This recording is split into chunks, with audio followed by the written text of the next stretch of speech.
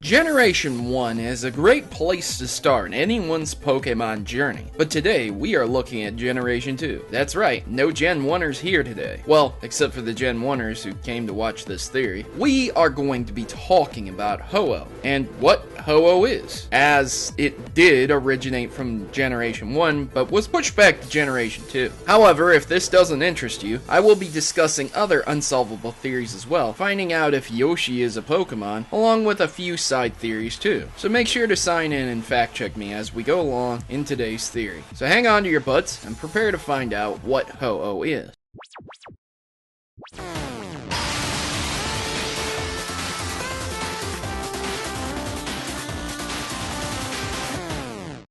Today's theory was suggested by a fan who asked me numerous times, is Ho-Oh actually a Fearow? But Proto, I thought you weren't talking about Gen 1. But Proto, Ho-Oh is a legendary. But Proto, where are all the theories? Comment section. I cover a lot of Pokemon stuff, gaming stuff, and when things happen, sometimes I can't do a theory, but I will never abandon my subscribers. Now then, as most people know, there were massive cuts in Generation 1 in the amount of Pokemon specifically. Around 50 were cut. Using a glitch, one can see these Pokemon with raw data, but they're definitely not programmed in properly. It's not like all these Gen 2 Pokemon are just sitting there waiting to be hacked in. They are glitches, and often, if used, they will freeze the game or crash the game using one of their moves. One of the most infamous examples is the Cool Trainer Mail attack, which crashes the game. But why is this information important for Ho-Oh? Along with the cuts and alterations, there was a bird type Pokemon removed, obviously replaced by the flying type, but still can be accessed with the missing no glitch. Sometimes the Pokemon will be a normal bird type. Now that is interesting. Kanto is indeed filled with quite a few flying type Pokemon, but not all of them were birds or are bird-like. The Pidgey line, Spearow line, Doduo line, and of course the legendary bird trio and Farfetch'd. But there are others like Zubat, obviously not a bird. It's not hard to understand why they would change it. Now, I feel that Ho would fall into this line of thinking as well, being a kind of bird. Ho would match up with the description of being a bird type. Nothing is confirmed here, and it might all be speculation, but at what point do you think Game Freak will really come out and say,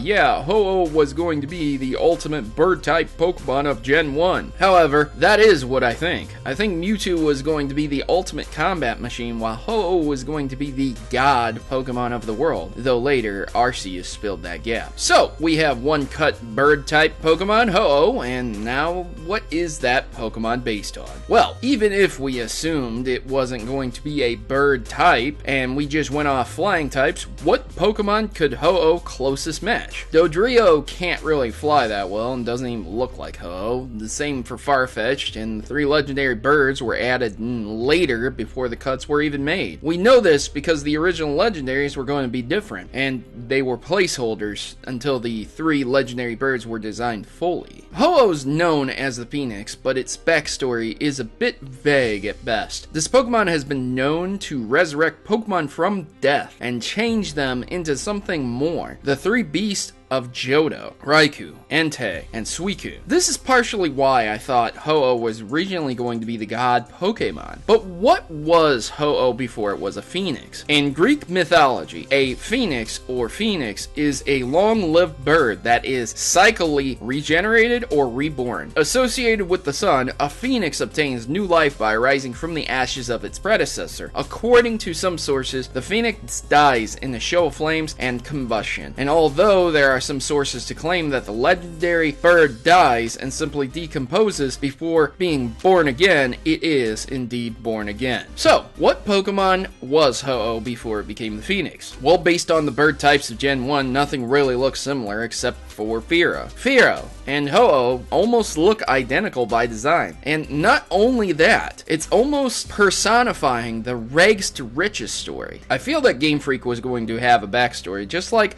for the 3 beasts in Johto. Why wouldn't they have a similar story for Ho-Oh? A Pokemon trapped by flames, Fearow transforms into the Phoenix and is driven to help Pokemon survive. I may not have the backstory or something to point to and say, well, yep, that's Ho-Oh's backstory. But just comparing Ho-Oh and Fearow, they both have something similar on their heads. They both are structurally the same. Both have long beaks, similar talons, tail feathers, and generally speaking the same body type, and feathers on their wings. The only thing different is that Ho-Oh is slightly bigger and colored, and Fearow is not. Fearow and Ho-Oh don't share anything else, which makes me think Fearow was transformed into Ho-Oh. Stranger things have happened, like a transforming Rotom, Cubone's mother, or a Zoroark becoming a human. Is it possible that Ho-Oh is actually from the Spearow and Fearow line of Pokemon? You decide, comment section. As for me, I need to research some more into these unsolvable theories. So leave a like if you enjoyed my work, and make sure to sign in and comment down below your thoughts on what Ho-Oh could have actually been based on. I've been your host, Protomario, and I'm signing out. Good gaming, and God bless.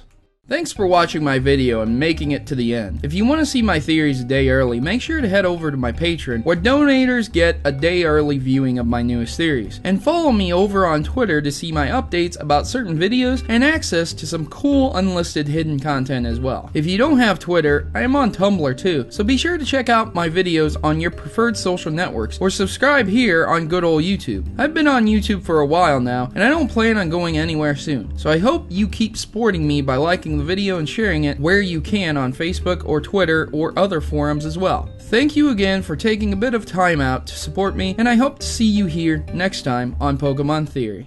Please note that in all my videos, if I use images from Google, that I do not own any of those images, and all images obtained from Google are owned by their respective owners and copyrights. So please remember this when watching my Pokemon theories.